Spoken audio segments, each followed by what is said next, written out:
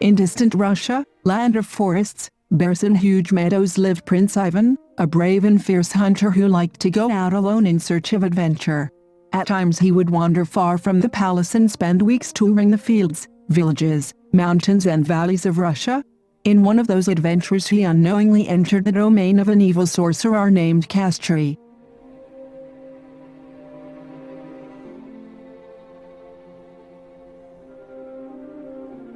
The witcher possessed the gift of eternal life as he had cast a spell and was keeping his heart inside a neck deep within his fortress that was guarded by hideous monsters. Anyone who entered the domain of Kastri was once discovered by the magician or by one of his monsters, was turned into a stone statue that later adorned the gardens that surrounded the castle of Kastri. The evil Kastri, after turning the unwary into stone statues, kidnapped his daughters and kept them captive in his domains as trophies for their evil deeds. That is, they could not flee from the grounds of the gardens because the monsters that were under the command of the magician would bring them back, and if they persisted in their idea of escaping they were also turned into stone statues. Ignorant of all these events, Ivan unknowingly entered the domain of Kastri and soon discovered a beautiful bird of an intense golden color perched on a tree. As soon as Ivan saw him he hurried to find his bow and arrows to hunt down such a wonder. What Ivan did not know was that in truth the bird was a woman turned into a bird by the magician.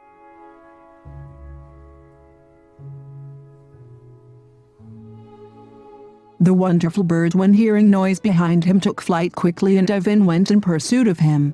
Each time they were entering more and more in the dominions of Kastri. Finally, the tired bird landed on the ground thinking that the hunter had been left far behind and could regain strength. But he did not know that Ivan was an expert hunter and was used to running after his prey. In an instant, Ivan stood next to the bird and pointed his bow at the heart. "No," said the bird, "please, have mercy, don't kill me." Ivan backed away open-mouthed. "You can talk," said Ivan. "What magic is this?" "You must know," the bird began to speak, "that you have entered the domain of a terrible magician, and everyone who dares to enter his territory the magician turns into a stone statue. Flees before Kastri finds out that you here." Ivan smiled at such a request. He was a brave warrior and a master of the bow and arrow. He was not afraid of any wizard, no matter how powerful he might be.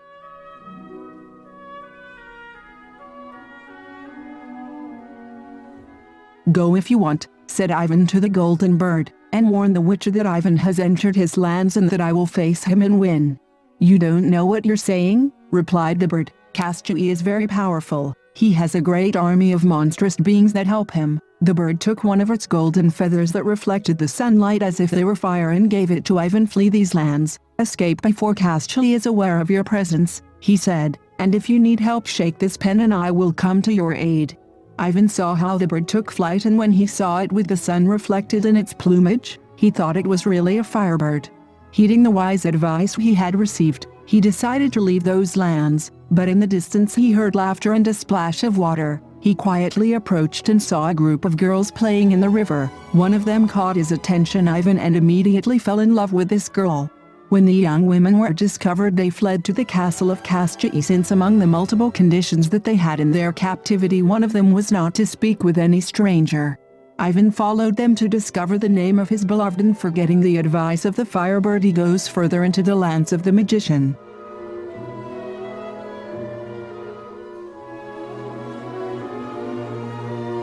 Upon hearing the scandal, the monsters guarding the Kastri domain came to see what was happening and discovered Ivan. They surrounded him, and Ivan, ready to fight, immediately drew his bow and arrows ready to defend himself. Although there were many of them, he would not allow himself to be captured by such horrible beings. The monsters howled terribly, and immediately Kastri appeared with an angry face, ready to turn the intruder into a statue that adorned his gardens. Ivan, seeing himself overcome by so many evil beings, remembered the advice of the Firebird, and taking out the golden feather he waved it in the air. In a flash, a song so melodious and sweet that the monsters and even Kastri himself ceased to be heard in their fierceness and began to dance, possessed by that magical melody. They danced for a while, and one by one fell into a deep sleep.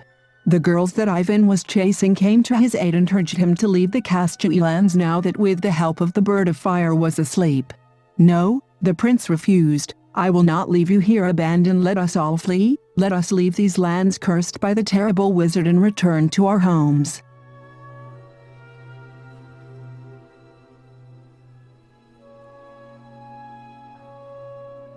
"We cannot," the captives told him. "Kashui has us prisoners. If we escape, he turns us into statues."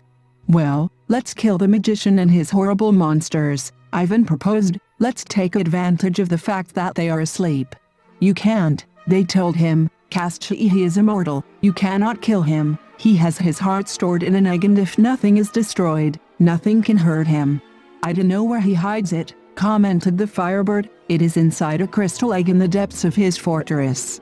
"Take me there," said Ivan. "I will destroy the egg and free you all from your captivity." The bird took the prince to the wizard's fortress and led him to the deepest cellars. There in the middle of a disgusting lake was the egg with the heart of Kashui.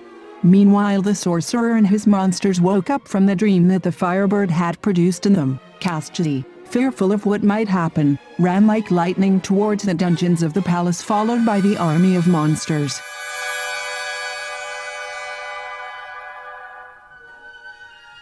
Full of anger and ready to destroy Prince Ivan, he found him with the egg in his hands.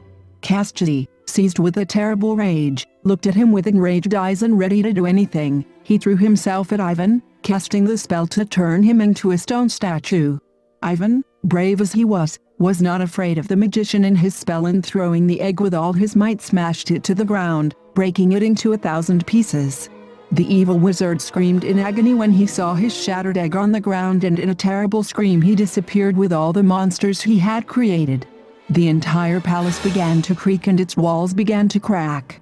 Ivan hurried out of the palace dodging stones. When he finally came out into the daylight, he saw how everything when the evil Kashui had done was crumbling. The palace, the gardens, the fountains, everything disappeared.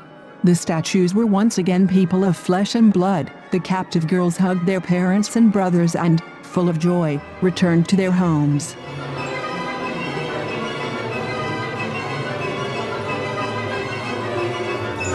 Ivan met with his beloved and they returned to the castle in his domain. There they married and lived happily.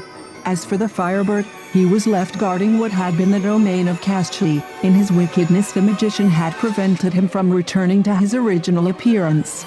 Now he is the one who tells the story of how Ivan had managed to defeat the terrible magician Kashui, who maintained the terror for a long time in those domains.